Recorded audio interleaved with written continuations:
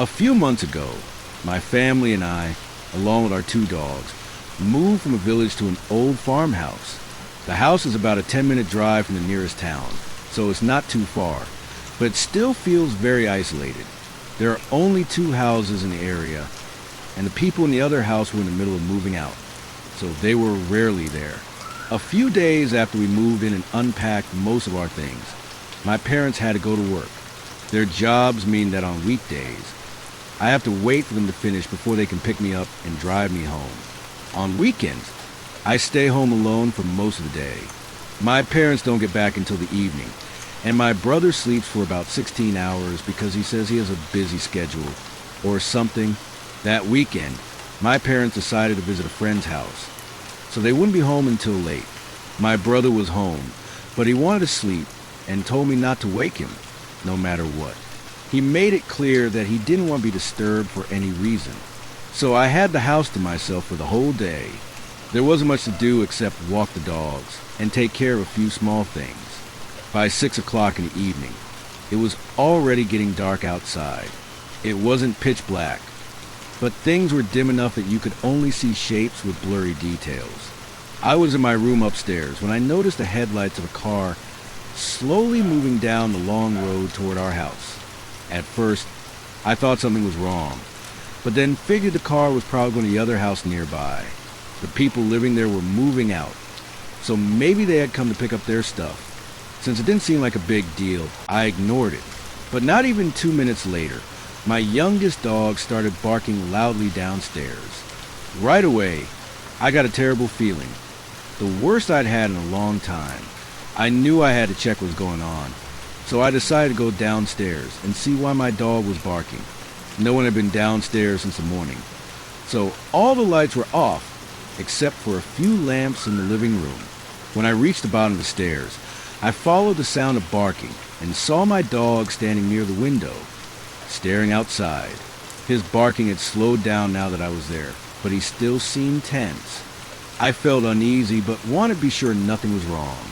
So I took a step closer to the window and looked outside to see what had made him so upset. I pulled the curtain back just enough to see clearly. A car was parked in front of my garden, with its engine still running.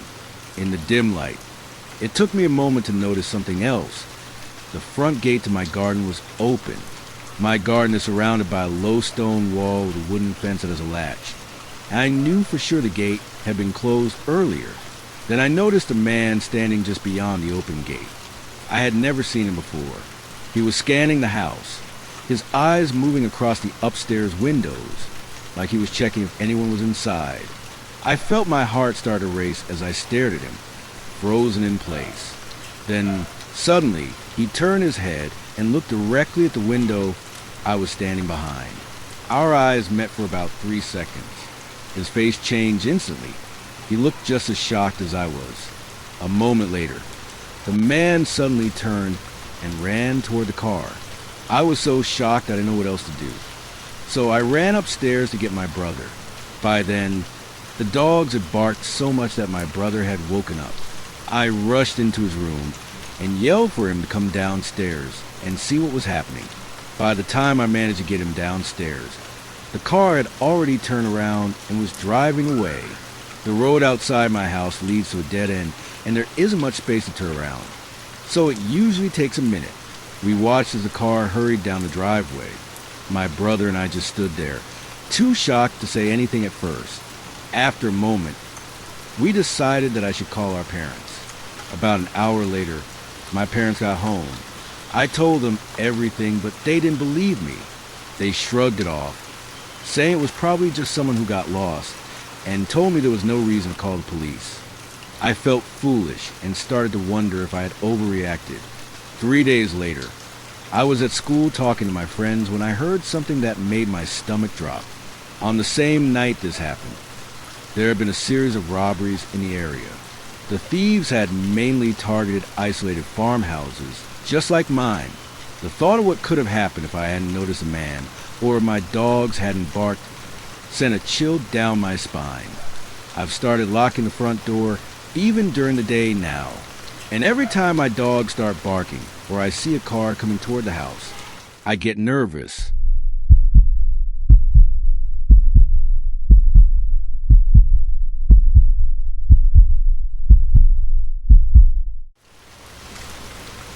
I'm a 30-year-old male, and I live with my older sister, her 4-month-old son, our 2 pit bulls, and my cat. My sister and I have always been close, so when she needed help after having her baby, I moved in to support her. The dogs are protective and loving, while my cat mostly does his own thing. Our landlord told us about a house he had just renovated in the old part of the city. It was only $100 per month, so we decided to take it. About 2 weeks ago, we reached our first month in the house. Just as we were starting to feel at home, things started to change. One night, my sister and I were relaxing in the living room watching TV, when both of our dogs suddenly stood up. They stared at the ceiling, as if they heard something.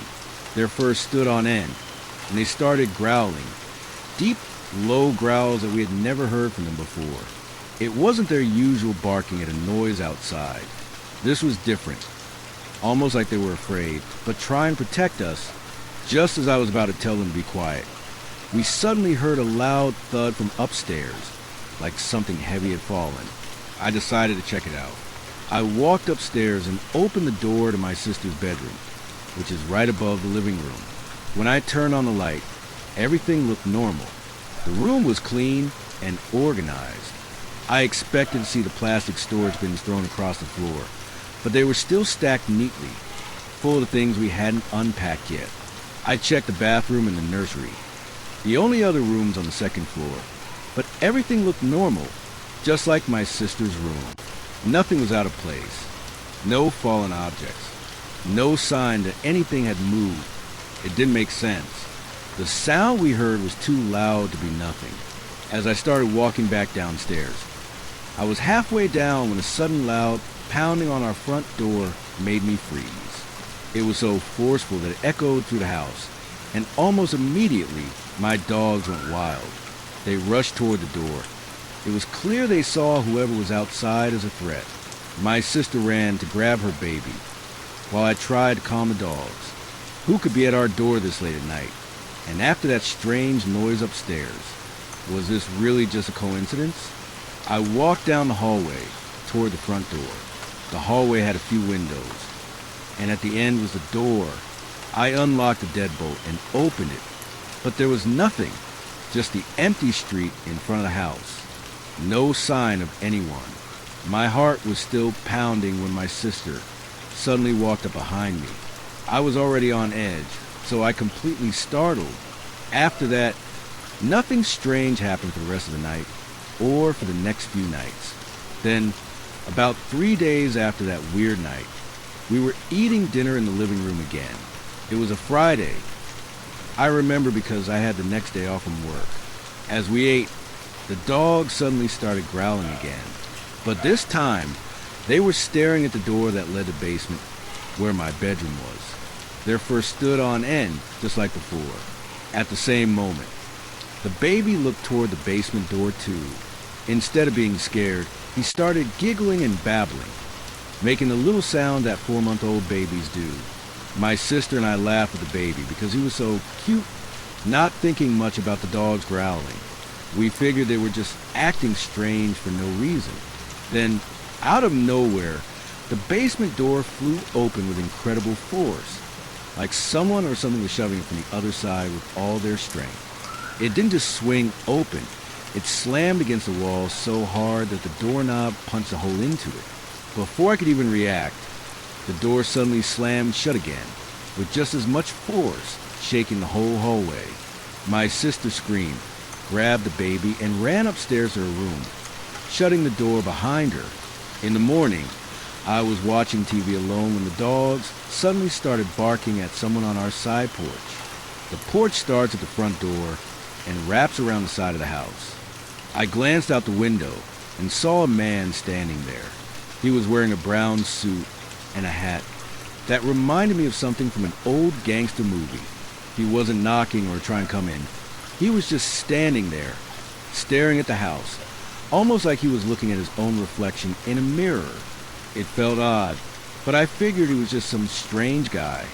We started hearing odd noises around the house. We tried to tell ourselves that the sounds were just because the house is old, but for over a week, we heard things, like the door slamming open and strange sounds coming from upstairs. Then, this past Monday, I came home from work and was surprised to see the same man on my porch again. He was wearing the exact same brown suit and hat. That made me think even more that he might be crazy, or maybe even homeless. The thought of walking up to my house while he was standing there made me nervous. Finally, I took a deep breath and got out. I walked up to him and asked, "Sir, can I help you?" But he didn't respond.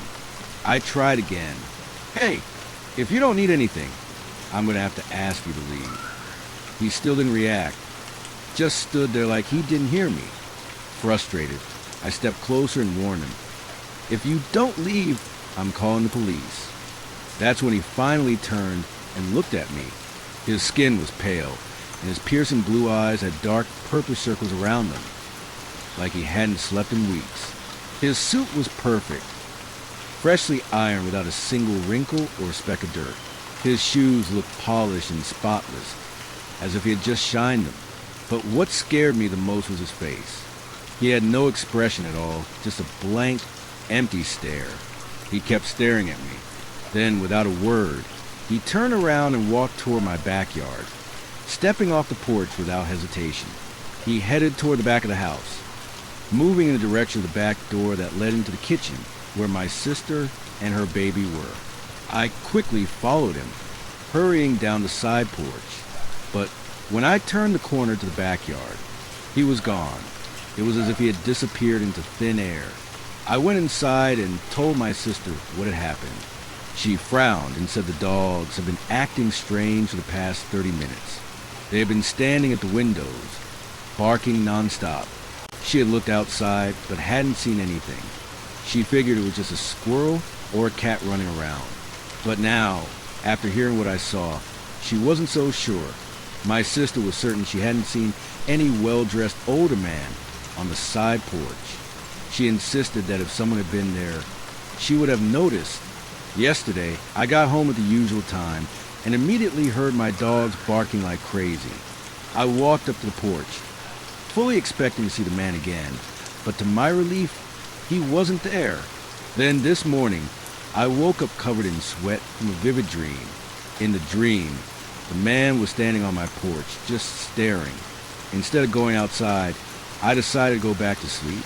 But as I turned over in bed, I saw him. He was inside my room, standing in the same way he had stood outside. When I woke up from the dream, I felt a wave of emotion so strong that I started crying. I didn't know why, but I couldn't stop the tears from rolling down my face. I feel like I see his pale, emotionless face everywhere now. No matter how hard I try to focus on other things, he is always in my mind. When I sleep, he is there, just standing still, staring at nothing. Even when I look at people around me, it feels like his eyes are staring back at me through them. I've asked my neighbors about him, but they just give me strange looks. No one else has seen this man, only me, and it seems my dogs.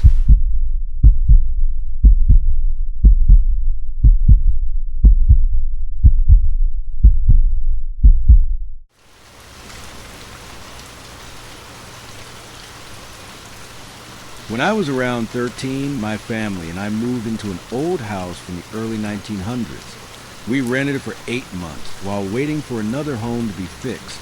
The house wasn't very big, but always felt a little cold, even in warm weather. There was something about the house that made it feel unusual.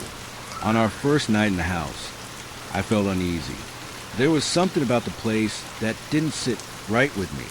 But since we moved a lot when I was younger, I often felt this way in new houses, so I try not to think too much about it. My parents' bedroom was downstairs, while my brothers and I had our rooms upstairs, along with a small bathroom. The stairs to our rooms were very steep, and I lost my balance and fell down them at least 10 to 12 times. It was the middle of summer on our first night in the house, and I couldn't fall asleep as I lay in bed in the dark. I kept hearing my brother going up and down the stairs all night. He did this sometimes, So I thought he was moving things around because the noise was really loud. It was just clunk, clunk, clunk for hours. The next morning, we were downstairs having breakfast. I hadn't said anything about the noise yet, but it was still on my mind.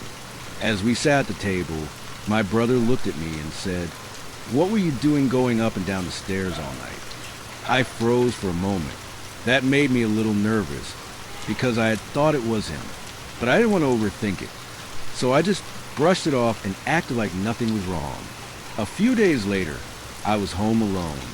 My parents were at work, and my brother was at his friend's house. It was around noon, maybe a little later, and I decided to take a shower. Before stepping in, I turned on the TV in my room, so there would be some noise in the house. It made me feel less alone. The sound of the TV played in the background as I walked to the bathroom, but something about the silence in the rest of the house still felt unsettling. When I came out of the shower, I heard noises from my brother's room, even though his door was shut.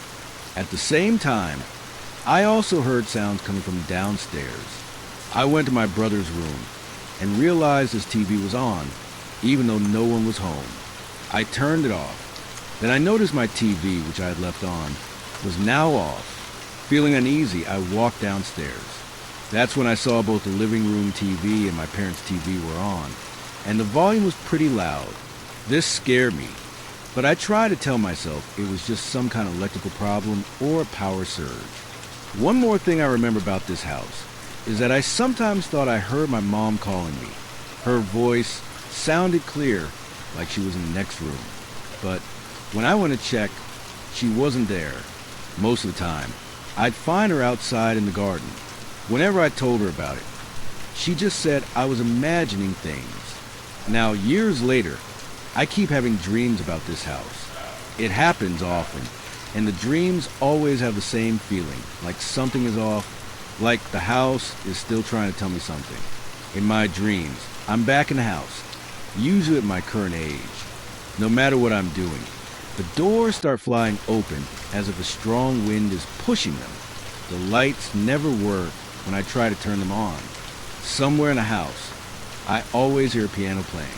The tune is slow and simple, but I can never recognize the song. I also never see the piano. It's just there, playing on its own. Then there are the stairs. In the dream, when I walk up, they never seem to end. No matter how far I go, I never reach the top. It's like I'm stuck in a loop. This dream has happened about 7 to 10 times in the last 2 weeks. I haven't been in that house since 2003, and I have no real connection to it anymore.